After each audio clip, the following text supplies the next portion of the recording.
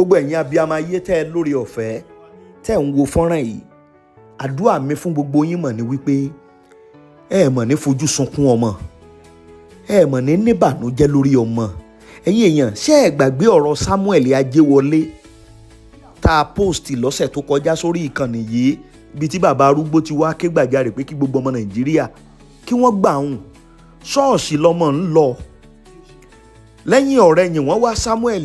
wá títí òkú ẹ̀ ni wọ́n padà rí lẹ́gbẹ̀ẹ́ kànáà tí ń bẹ ní ṣọ́ọ̀ṣì. Ọ̀rọ̀ yẹn ó ń tẹ̀síwájú, ṣùgbọ́n ìdájọ́ òdodo la nílò. Tó bá jẹ́ pé bàbá náà ò mọ̀ èèyàn kí bàbá jẹ́ retired amini tó jẹ́ captain, ó ṣeé ṣe kọ́rọ̀ ìmọ̀fẹ́ lójútùú, torí n tá à ń gbọ́pọ́n láwọn ọlọ́pàá ṣe bọ́n ṣe fẹ́ sáà ń dàbò arú gbogbo ẹ̀ ó lágbára. Ṣùgbọ́n lẹ́yìn ọ̀rẹ́ yẹn ọ̀rọ̀ ti débi wípé wọ́n ti transfer case yẹn lọ sí Eléwéran báyìí. Ẹ̀yin èèyàn, ẹ wá máa bá wa share fídíò yìí, ẹ jẹ́ kó kan gbogbo àwọn èèyàn. Ṣé rí bá a bá ṣe lè share fídíò yìí tó kan àwọn èèyàn la, àárá àwọn alágbára kan tó máa kàn la, tó jẹ́ pé wọ́n sọ pé kéèsì ò ṣeé dọwọ́ bò. Ó lágbára o. Gbogbo wa pátápátá àní fojú sunkún ọmọ. Àánú mi ṣe bàbá yìí, bàbá àgbàlagbà, bàbá 73 years old. Ẹ̀dẹ̀ mú ọmọ ẹ̀ lórí pé wá bá wa ṣe sí ń ṣọ́ọ̀ṣì, ẹ̀dẹ̀ waste ọmọ yẹn. Why? Wọ́n lọ́mọ yẹn ó yẹ kó náà ti wà ní school àwọn àmì ń sìn. Ṣùgbọ́n ẹ̀wọ̀n sí wọ́n ti dẹ́mi ẹ̀ légbodò. Ṣùgbọ́n bàbá tún bá àwọn akọ̀ròyìn sọ̀rọ̀. Mo gbóṣùbà káre fún Celestial Reality Check. Wọ́n ṣe iṣẹ́ takuntakun, wọ́n ti lọ sọ́dọ̀ bàbá. Bàbá ti wá ṣàlàyé lẹ́kùnrẹ́rẹ́. Gbogbo bó ṣe ṣẹlẹ̀, gbogbo process ní táwọn ọlọ́pàá fojú wọn rí, bó ṣe wá di wípé ọ̀rọ̀ débi tó dé, bó ṣe di pé àwọn àmì gan dá sọ̀rọ̀, bàbá ṣàlàyé lórí gbogbo ẹ̀. Mo tún gbóṣùbà káre fún Celestial Reality Check lẹ́ẹ̀kan sí. Àtẹ̀yìn àtàwa àní fojú sunkún ọmọ. Ẹ jẹ́ ká gbọ́ àwọn àlàyé tí bàbá ṣe lórí ọ̀rọ̀ yìí. Ẹ̀yin abiyamọ, ẹ share fídíò yìí, ẹ jẹ́ ó dé ọ̀dọ̀ àwọn alágbára. Kéèsì kò ṣeé gbọ́dọ̀ bò mọ́lẹ̀. Ṣẹ́gẹ́ẹ̀tì torí ẹ̀ gbogbo alágbára Ọlọ́run, ọmọ wa ò ní kú lójú wa o. Fọ́nrán yẹn òun lélẹ̀, ẹja gbọ́n tí bàbá, ẹja gbọ́ àwọn àlàyé lẹ́kùnrẹ́rẹ́ gangan tí bàbá ṣe lórí ọ̀rọ̀ yìí o. Láti Owódé Ìdí Ọ̀tà, a tún tẹ ọkọ̀ létí padà sí ìlú Owódé gangan láti wá kí bàbá gangan, bàbá tó sọ̀rọ̀, tí wọ́n sọ̀rọ̀ lórí ikú ọmọ wọn, tí wọ́n bẹ̀bẹ̀ fún ìrànlọ́wọ́ pé káwọn èèyàn jọ kí wọ́n ràn wọ́n lọ́wọ́ kí ìyà ẹ̀ má jẹ wọ́n gbé. Bàbá Adéolé àṣẹpẹ̀lẹ́ sà. Yes sir. Lákọ̀ọ́kọ́ náà orúkọ tèmi ni Adéwálé Samuel láti Celestial Reality Check. Nígbà tá a gbọ́ lórí ìṣẹ̀lẹ̀ tó ṣẹlẹ̀ lórí ikú ọmọ yín Samuel, Ọlọ́run jẹ́ ká tún rírú ẹ̀ mọ́ sà. Lágbára Ọlọ́run ẹ̀ ní fojú sunkún ọmọ mọ́. Agbára Ọlọ́run á bá pẹ̀tù sí yín lẹ́kùn sà, àti gbogbo family Richard pátápátá. Ẹ bá a dárúkọ yín náà lákọ̀ọ́kọ́. Èmi ni retired captain Ajéwọlé Bámidélé Richard. 1st of June ìṣẹ̀lẹ̀ kan ṣẹlẹ̀ lórí ọ̀rọ̀ ọmọ yín dé, tí ó di pé ọmọ yín ó tẹ̀lé ọ̀rẹ́ lọ sí ìjọ CCC lẹ́sẹ̀kẹsẹ̀ parish lọ ṣe ìkórè. Lákọ̀ọ́kọ́ church bo lẹ́yìn gangan lọ? First Baptist Church Sabo ní church wa. Ọmọ yẹn dẹ̀ ti lọ sí church wa, ó ti dé ní after 1. Ó ti lọ church, ó ti dé lọ́jọ́ yẹn. So báwo ló ṣe ṣẹlẹ̀ gangan? mọ́mí ẹ̀ ni mo sin síbẹ̀ yẹn. December 1 ni mọ́mí ẹ̀ kú. Ọjọ́ tó kóṣù mẹ́fà gangan náà lòun náà tún lọ́rí ku eléyìí báyìí. Ó pé oṣù mẹ́fà gẹ́rẹ́gẹ́. Wow. So olóba mi ti wéjú níjọ́ yẹn, mo ti ro sẹ̀mọ́fìtà. Ẹgbẹ́ ẹ̀ tó wéjú bọ̀ kò sí ní kí máa wọ̀dí dáàdi òun máa bá mi ṣe. Gbàdó dẹ̀ ṣe orí tọ́mọ ní kó jẹ́ ká jẹun. Ó ní dáàdi òun lọ sí chọ́ọ̀tọ́ rẹ̀ òun ti pé òun yẹn. Pé àmújẹun ó ní ìdí Ọ̀tà sọ̀kárọ̀ kálámì ni kò dé Adó, ìsìn lóun máa dé nǹkan kan. Ó ní kò sí ní àjò tó kéré. Àwọn ibi tó kọjá gáràjì tó ń pè mí pé má kó ta gbangba bíi. Ó ṣáwà Adamant kò jẹun yẹn tó fi lọ. Ó ti yé yín. So gbogbo Saturday night ni wọ́n fi pe ọmọ mi. Pé kó wá. More than 4-5 times. Kí ló dàpọ̀ pọ̀ láwọn bíbù yìí? Ẹ má bínú sà, ṣé ọmọ yín máa ń tẹ bí dùrù bí kó lu gọ́gàn àbí lùlù tẹ́lẹ̀ ní church? Ọmọ ní nǹkan tó ń ṣe ní akọrin. rárá nínú Royal Ambassadors ló wà àwọn yẹn dàbí boys brigade ní Agriculture Royal Ambassador member ni. ó tán. ẹgbẹ́ ẹ̀ ló ṣe akọrin àti àǹtí ẹ̀. dáàdì nítorí àkókò sà ó tó gbà tọ́mọ yín dágbére tó lọ lọ́jọ́ Sunday on the 1st of June yẹn tí ò padà wá mọ́ ó tó bí ọjọ́ mélòó tẹ́ fi wá wò ó pé kí ló ń ṣẹlẹ̀ gangan níbo lẹ fẹ́ wá sí àti pé báwo lẹ ṣe débi pé ẹ fi kan òkú ẹ̀ ní church yẹn àti pé báwo lẹ ṣe complain fọ́lọ́pàá ìgbésẹ̀ wo lọ́lọ́pàá gbé ibodè ní ọ̀rọ̀ gan jẹ́ dúró ní ṣókí. ẹ ṣeun náà kì í ṣe ọjọ́ mi ò kí ń pọ ọmọ mi koríkọ mi kó má pè padà tí o bá kọ́kọ́ pè mí létà pè mí àníjáde á lóun ti ń bọ̀ mo ti mọ̀ pé mo ti wà wọ́ọ̀rì nìyẹn mo pe ọmọ mi for consecutive 5 times to the ring there was no response ìgbàlá ya mi ti ń já mo pè ní 8 o'clock 9 10 11 12 kí n tó sùn gan to be honest gbàtó ṣáà dàárọ̀ mo gba police station lọ àárọ̀ Monday on the 2nd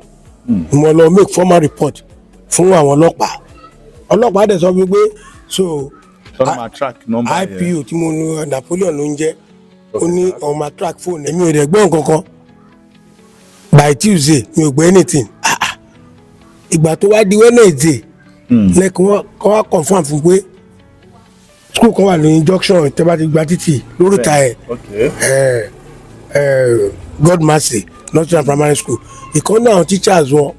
ó ní àbúrò òun lọ ṣiṣẹ́ ní church Ayolak Celestial Church ìdí ọ̀tá nìyẹn wà lójú títí tá a bá ti àwọlé díẹ̀ ká tó dé Ayolak Hotel by the left wọ́n kùn church ní blue and white báyìí so wọ́n láwọn ọ̀rọ̀ ọmọ mi ń bẹ̀ wọ́n àwọn ọ̀dọ́ ìjọ kíra àti ibẹ̀ náà ti tán lọ sí ọ̀dọ̀ lẹ́sẹ̀kẹsẹ̀ ẹ̀rí pé bẹ́ẹ̀ yẹn it's not like bí ojúbọ ni bẹ́ẹ̀ ṣe rí yàtọ̀ sí us kò sí Celestial Church ṣó ti yé yìí so ibẹ̀ ni mo lọ ibẹ̀ mo ti wá gbọ́ formation pé ní church lẹ́sẹ̀kẹsẹ̀ pé nǹkan kan ṣẹlẹ̀ ń bẹ̀ tó dàbí wọ́n pa ọmọ ọkùnrin kékeré pé ó ń kígbe lóru ní alẹ́ táwọn èèyàn ń gbọ́ wọn lè jáde síbẹ̀ pé tí n bá ti lọ síbẹ̀ tí n bá ti mú olùṣọ́ àtọmọ yẹn màá mọ nǹkan tó ṣẹlẹ̀ sí ọmọ mi so I had to go back to the police station pé tí n bá dá lọ bẹ́ẹ̀ yẹn mo lè má bá wọn bẹ́ẹ̀ mọ́ mo á lọ padà sí police station mo á request ọlọ́pàá ó tẹ̀lé mi mo rẹ̀ ṣáta machine mẹ́ta 2,000 ó jẹ́ 6,000 ó jẹ́ 11,000 lára ẹ̀ ṣe débẹ̀ àpàdé ẹ̀ àrẹ̀ pípé olùṣọ́ lẹ́sẹ̀kẹsẹ̀ ó nìyẹn ọ̀dọ̀ yìí náà là ń lọ ó dẹ̀ padà ṣùgbọ́n tá a débẹ̀ àwọn ọlọ́pàá yẹn èmi ẹ̀sọ́ ẹ̀ pé ó yẹ kán tẹ̀ wọnú church kan wò sọ̀rọ̀ á nìkan bí wọ́n lè rí relics àbí legacy ó kàn sọ pé àwọn ní àlejò ní police station àwọn náà bẹ̀rẹ̀ nǹkan ó ló wà ní Owódé níbi tó ti ń ṣe tó fóun ṣe torí fóun yẹn náà ló máa ń bọ́ ọmọ mi tó ṣe tán fi jọ mọ́ra wọn so àbá ní kò ní ṣùgbọ́n ìgbà tí máa débẹ̀ máa rí pé di ọmọ tó ń tún fóun ṣe ó wá sílé wájú Thursday of that same week tí kìíní ẹ̀ ṣẹlẹ̀ ní ọmọ yẹn wọ́n dá ìwọ ni ó ní ẹ ṣé bí wọ́n ló ń tún fóònù dámi ṣe ó ní ẹ ṣé bí wọ́n ló pé dámi kókó wá bá ìwọ àti dáàdì ẹ̀ ṣàjọ̀dún ní church ó ní ẹ àwọn ọlọ́pàá wà ní pé kí n jẹ́ káwọn ṣiṣẹ́ àwọn pé kí n má rí kí n jẹ́ ká dé station so àtàdédé station mo rò pé nínú question ẹ̀ ó admit pé òun ló invite ọmọ mi ó dẹ̀ wá òun rí pé ìgbà tó wọ́n parí service bàbá àwọn aràn lọ sọ́lọ́ parun òun wá sọ pé kọ́ ọmọ mi dúró dè òun ìwé akọ kí ló fẹ́ dúró dè ṣe nígbà tẹ́ ti parí ìsìn tó ní kọ́ ọmọ wa bẹ̀ sìn ẹ lè jọ lọ sọ́lọ́ parun tí dáàdi ẹ rẹ ọ̀pọ̀ ní kọ́ ọmọ mi padà sí owó ní kó padà sílé tó ti wá kí ló fẹ́ ní pé kó dúró dè ṣe so within that time lag ó di yé yín so gbówó kan cock and bull story ní ìyẹn tó náà sọ pé òun àti bàbá ẹ̀ náà ń ṣiṣẹ́ yẹn pé and that will be the third wọ́n bá ti pa wọ́n aṣọ sínú kànáà yẹn bẹ̀ ló máa jẹ́ra wọn Kristi ló kàn gbé lé sókè pé tó fẹ́ tú wọn láṣìírí ó ti yé yín torí níjọ́ yẹn níjọ́ Wednesday tí mo arrest wọn yẹn bẹ́ẹ̀ni. wọ́n fi bàbá yẹn sẹ́yìn káńtà ọmọ ẹnìkan náà kọ́kọ́ sí lọ́wọ́ tí wọ́n fi ṣiṣẹ́ létà ó wá dé kébi padà wá àti wọ́n bá gba statement lẹ́nu wọn ó ní kí n jáde síta ìyẹn IPO yẹn Napoleon ó ní ká èmi ní complainant ọmọ mi dẹ̀ ní nǹkan ṣẹlẹ̀ sí but I won't disturb you kó tó bá ti ló fẹ́ mo jáde ó ní kí n lọ jókòó sábẹ́ igi tẹ́lẹ̀ bẹ̀rẹ̀ sí jẹ́mi títí gbà tó di after eight ló ní kí n padà níjọ́ kejì by 1 o'clock lọ́sàn-án ọjọ́ kejì alẹ́ ó di yẹn that was on Wednesday so ìgbà tí mo padà ní 1 o'clock yẹn ó ti release olùṣọ́ ọmọ yẹn nìkan ló wà mẹ́ mo á fi gbé wáì ó dà ọmọ yẹn gangan ní prime suspect náà pé ńgbà tó ti sọ pé òun ló ń bá tọ ọmọ mi òun dẹ̀ rọ ọmọ mi tó o pé olùṣọ́ sọ wípé àwọn tó wá wọ́pọ̀ òun ò lè sọ bóyá ọmọ yẹn wá bóyá ọmọ yẹn mo ní but the problem is that ní vicinity church ẹ̀ ni crime yẹn ti wà committed so it's more or less an accessory to the crime pé so why should you release him so ọ̀rọ̀ yẹn dó ńgbẹ̀ yẹn tí ó yé yín. Now sir, let us look at this way sir. Body exhumption báwo ni wọ́n ṣe wá exhume body yẹn gọgọgọgọgọ àwọn wo ló discover òkú ọmọ yẹn àti pé níbo ni wọ́n ti discover kí ni ìbáwo ni distance ibi tí wọ́n ti discover sí church yẹn. ẹ ṣe now látijọ́ Monday tí mo ti report like as I said wọn lọ sí church yẹn kan tiẹ̀ lọ make physical check or physical investigation so ìgbà tó wá di ojoojúmọ́ ló dẹ̀ ní kí n padà mú picture ẹ̀ wá picture tí mo ṣe yẹn òun ni mo fún ọ̀rọ̀ fẹ́ sẹ̀ǹdẹ̀ sí state headquarters kan lè gbé sí police station kankan ìgbà tó ṣàwá di Saturday mo wá yarí pé ẹ jẹ́ ká dé church yẹn wọ́n sọ pé àwọn ti lọ síbẹ̀ láàárọ̀ kí wọ́n wá ṣọ́run ìyẹn IPO yẹn gbé òjò rọ̀ ilẹ̀ bẹ́ẹ̀ dẹ̀ yọ kankan òun fẹ́ kí òun ta díẹ̀ around 2 ni ó ti ní kí n débẹ̀ o tó 2 ni mo ti débẹ̀ ṣé ń gbọ́ ó ṣàwọn yẹn ń da àwọn preambles kankan you know so ká tó fi police station lẹ̀ ó ti lọ bí around 4 after 4 lọ sí scene of the something so ìgbà tá a wá débẹ̀ ó ṣàbò gbogbo akọ́kọ́ wọnú gbó káàkiri yẹn IPO kìíní yẹn so later làwọn ọmọ ẹgbẹ́ mi tí wọ́n tẹ̀lé wa lọ non discover òkú ọmọ mi tó ti float sí orí omi òun ló wá ya IPO ló wá ya picture ẹ̀ ló wá ní kí n jẹ́ kí so ìgbà tó ti discover òkú yẹn ó wá pe olùṣọ́ yẹn náà bí etí odò yẹn is not up to 300 to 500 meters from the church ẹ̀yìn church ẹ̀ láti rókò ọmọ yẹn ìgbà tí wọ́n dẹ̀ pé náà tó ń bọ̀ ibi bèbè odò yẹn ló ń gbà bọ̀ kò gba dìmẹ́rù tí ó lè tò ní church tí gbogbo èèyàn ń gbà wọlé ibi etí odò yẹn òun ló ń trace bọ̀ sódé tó wá dé wọ́n ti rí pa ti rókò báyìí wọ́n ṣe re-arrest ẹ̀ nìyẹn wọ́n ṣẹ̀ṣẹ̀ wá fi sí cell tó ń gbà táwọn ti rí proof ní ti pé ìgbà táwọn ò tí ì rí nsìn yẹn yàtọ̀ bọ̀ tìgbà tí àwọn ti rí proof evidence lọ́ fi wá re-arrest ẹ̀ but each time tí n bá lọ síbẹ̀ ìta ló máa ń wà ìta níwájú IPO ló máa ń wà lórí bench ó mu pure water pẹ̀lú Hollandia mo ní ẹni tó commit capital offence tó yẹ kẹ́ chain both leg and hand kó wà nínú cell kó máa jòónù ìta lẹ́ ń fi sí so nation wọn ni pé nígbà tó ń bá dàmí láàmú títí gẹ́gẹ́ bí àgbàlagbà tó bá sún mi ò ní wá mọ́ meanwhile ṣe ọ̀kọ́lódé wà ní Friday and Monday so commanding officer Hausa ni ní battalion tí mo ti retire so wọ́n ló wà on pass gbàtó wá díjọ́ Tuesday ni mo wá lọ síbẹ̀ mo kàn picture yìí náà mo wá ṣàlàyé fún mi what pé tọ́wọ́n bá ti ń bẹ̀rẹ̀ ra kan transfer sí ọ̀dọ̀ àwọn pé àwọn máa pe brigade commander á dẹ̀ pe commissioner direct so wá fún mi ní captain kan IO náà pé investigation officer à ń pè ní IO ní army pẹ̀lú military police àtàwọn armed soldiers like 3 or 4 àdẹ̀gbẹ́ operational vehicle á lọ sí police station yẹn so wàtá débẹ̀ gbogbo wọn ṣáà wà so officer yẹn kan lọ bá DPO ní straight DPO wá rí emissary CO ló wá volunteer pé ó máa fún wọn lówó tá a máa fi ṣáta mọ́tò lọ sí iléèwé ran kó tó bá ti di 8 níjọ́ Wednesday kí n wá and I was there àfi lọ sí iléèwé ran níjọ́ Wednesday àtàdé dán ó já aṣọ fún wa níjọ́ Friday bọ̀gbà tó máa wá wọn mú olùṣọ́ wá ọmọ ẹnìkan ṣoṣo náà mú wá ọ̀rẹ́ ẹ̀ tí yóò invite ọmọ mi tó dàbí pé òun rí ní church onìkan náà mú wá wọn kọ̀ fọwọ́ ẹ̀ so bàtà dẹ̀ fẹ́ máa interview rẹ̀ nígbà kan wà ń bẹ̀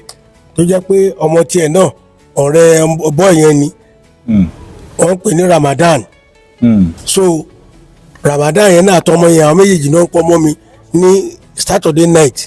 títí wọ after 11 wọ́n á ní kí ló dé ni ọlọ́pàá wa bẹ̀ pé ṣé lóòótọ́ ni onílòótọ́ ni onífóònù gangan ni Ramadan yẹn ló fi ń pe ọmọ mi ló wá ní kí ló ń pè fún wọ́n ló ń fẹ́ sọ fún wípé kó so oúnjẹ lẹ̀ pé àwọn mú wa sílé wọn kọ́ wá jẹun you can imagine that situation ẹni tí ò jẹun lè wá rí ọmọ yìí ò jẹun lè wá rí o ọlọ́pàá wa ni pé kí n má dàbò yìí pé kí n sún sẹ́yìn kí n kó lẹ́bàá environment yẹn mo ló dáa torí mi ní notion pé ó yẹ kó àárẹ̀ súnmọ́ àyẹ̀ wọ́n bèrè tó mọ́ wà olúwa lọ́nà ilé epo kan tó ń ṣiṣẹ́ lọ́nà Láró road mo expect pé kán lọ síbẹ̀ kán lọ gbé Ramadan yẹn náà wọ́n gbé àbáyàwó olùṣọ́ náà àwọn méjì ni ẹnìkan interview ẹ̀ gbàtọ́ interview ẹ̀ tán ló wá mú wa lọ síbi tí wọ́n sọ òkú ọmọ sí tó di yé yín now ìgbà tó wá di. now a gbọ́ pé wọ́n ti sin alàgbà Samuel. bẹ́ẹ̀ni tìtorí ìgbà tó máa ṣe jáde. báwo ni ta ló sọ pé kẹsìn instruction wo ni ó fún yín pé kẹsìn yẹn tó gbọ́dọ̀ sí. now ìgbà tá a gbé jáde. wọ́n ṣe autopsy kan tó sin. ìgbà tá a gbé jáde ṣé ń gbọ́ ó ti decompose wọ́n rẹ lọ́rùn báyìí wọ́n rẹ lọ́rùn like ram wọ́n ṣá ní ọgbẹ́ ní ẹ̀yìn ọrùn báyìí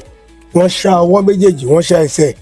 so gbogbo bí wọ́n ti ṣá yẹn ìdí ti ń jáde ńbẹ̀ ó ti ń rùn seriously ṣẹ́gẹ̀tẹ̀ so ìgbà tá a gbé jáde a lè gbé bẹ́ẹ̀ wọ́n lábẹ́ kí n lọ wá kó sí and that was on Sunday ó jẹ́ Sunday ó tó jẹ́ ọjọ́ ọdún Sunday ọdún àwọn onímọ̀lẹ́ so mo ṣá káàtì mi ò rí dáná bá mi wá carpenter mo wá lọ ra igi 20,000 4,000 márùn mo rẹ̀ rẹ̀ ṣó wọ́n fi bá mi kan pósítà gbé sí so bá ṣe gbé tán police station la gbé lọ àgbé wálé so ní àbí wa sọ fún wa pé nísìnyí bó ṣe wà yẹn DPO náà sọ pé tá a bá ní a fẹ́ gbé lọ sí Láró pé kán tó cleanse gbogbo àwọn ìdí kankan yẹn kán lè sọ pé kán lè ṣe ọtó sí pé wọ́n á gbà tó almost 100,000 pé bọ́n nǹkan tá a lè ṣe ká lọ sọ́dọ̀ qualified doctor orí ọ̀fẹ́ tó wà ní Sábóńbì pé kó certify dead kó dẹ̀ kọ̀ọ̀kan tí ó pé ó wà very obvious pé budget cost ni náà fi pa ọmọ yẹn kò ń ṣe pé báwọn fún ọrùn pa àbí pé kíní kan ṣó ti yé yín a lọ sọ́dọ̀ doctor yẹn wọ́n dẹ̀ fún wa ní report. now do you have ṣe any duplicate report yẹn lọ́wọ́. no ọwọ́ ẹ̀ ló wà but ó ló fún wa ní ọ̀dà pé a lè lọ sínsìn ó nítorí táwọn bá ní report yẹn pé táwọn bá fẹ́ lọ court pé a jẹ́ lapses on their own part wọ́n dẹ̀ kó fi report yẹn sínú fáìlì tán gbé lọ sí eléwé náà wọ́n ló fún wa nígbà ẹ̀rọ àpéká lọ sí. okay.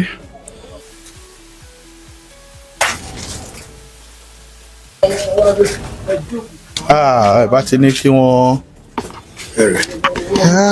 This is pity. So this is where Samuel Richard abi. Samuel Ajewole. Samuel Damilola Samuel Ajewole was buried, and it was buried on the 18th of June. On the 8th. Okay, I can see 1/8. On the 7th Larry. Okay, on the 8th ni wọ́n sin. So ìyẹ̀pẹ̀ lásán ló wà ní orí ẹ̀ nígbà yẹn. because I'm still running around there. mo lọ sí iléèwé náà mo lọ sígbà mo lọ sáwò ṣóyè yín then tójò bá òjò ìyá rẹ̀ wá ní tójò bá ti rọ̀ gbogbo àwọn ìyẹ̀pẹ̀ yẹn ó ń tì wọ́n sí kínní. so fẹ́ẹ́ ṣe kókó ya rẹ̀ kó lè dúró. ìjọta rẹ̀ ni wọ́n kọ sílẹ̀. ẹ jẹ́ ká tún máa tẹ̀síwájú. Yes sir. And lẹ́yìn after everything kí ni ìgbésẹ̀ táwọn aráàlú gbé lórí ìṣẹ̀lẹ̀ yìí ní agbègbè ìdí ọ̀tà yẹn.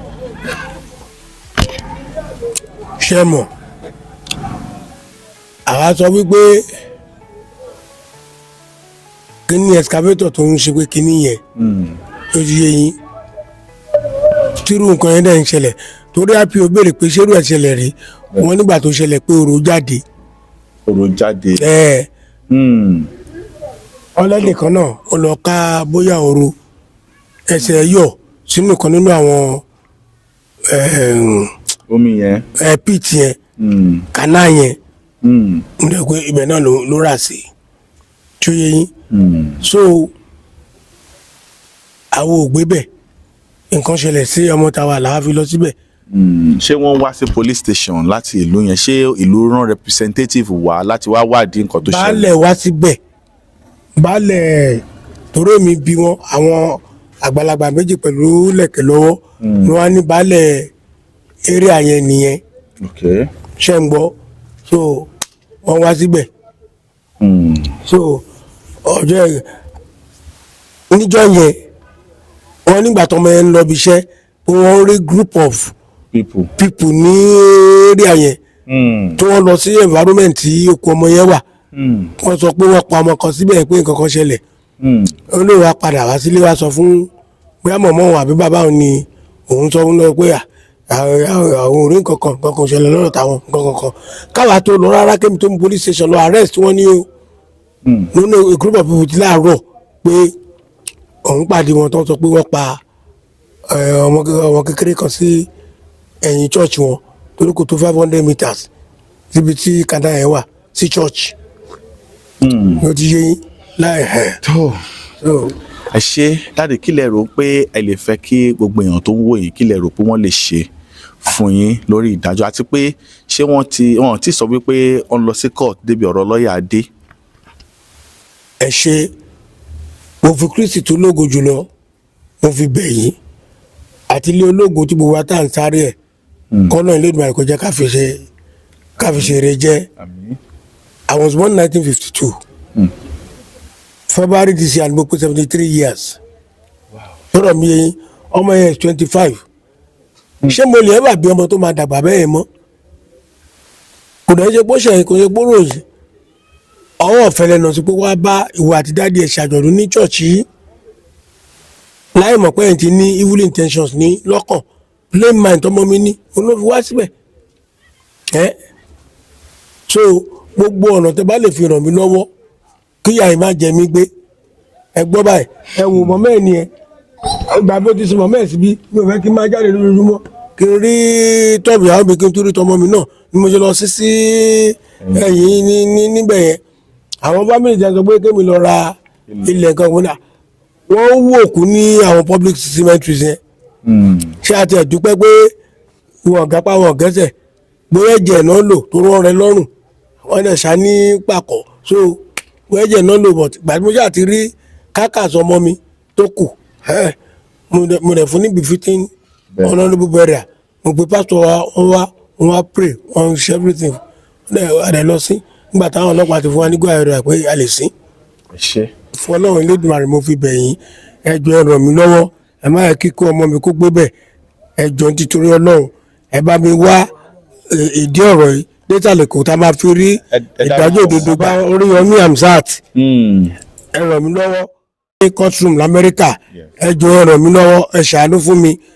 ẹ jẹ́ kí n rí ìdájọ́ òdodo gbà lórí ikú ọmọ mi. reality check mo dúpẹ́ lọ́wọ́ yín fún àdúrótì mo sì tún bẹ̀bẹ̀ pé kẹ́túbọ̀ ràn mí lọ́wọ́ síwájú sí inú mi dùn pé ẹ ti gbé kéèsì dọ́dọ̀ kọmíṣánná àti gbogbo àwọn ibi tó yẹ Ọlọ́run Elédùmarè ara ìná lọ ẹjọ́ ẹ bá mi tú ọ̀rọ̀ dé ibi tó bá ti ní àpẹẹrẹ Ọlọ́run á dẹ̀ fún yín ṣe lágbára Kristi. All right, so right from our father is Eminence Reverend Pastor Oyeme Mobino Oshofa and all other administrative CCC Ketu ẹ jọ̀ọ́ torí ìtọ́ Ọlọ́run. Can we all rise for the justice of our father, former Captain Richard Bamidele Ajewole? Bàbá ti dàgbà ó pé oṣù mẹ́fà gẹ́gẹ́ tí bàbá lose ìyàwó wọn náà ni tọmọ tún ṣẹlẹ̀, not because this man is not a Celestial Church, but the humility comes before religion, and that is what we always cry at Celestial Reality Check. We fight for the justice. At this stage, I want to appreciate everybody that have been watching us on Celestial Reality Check. This is where we're going to end this program here right now. We seek for justice for Samuel, and we know Damilola Samuel Ajewole. We seek for justice, and Celestial Reality Check, we get to the last root of this matter.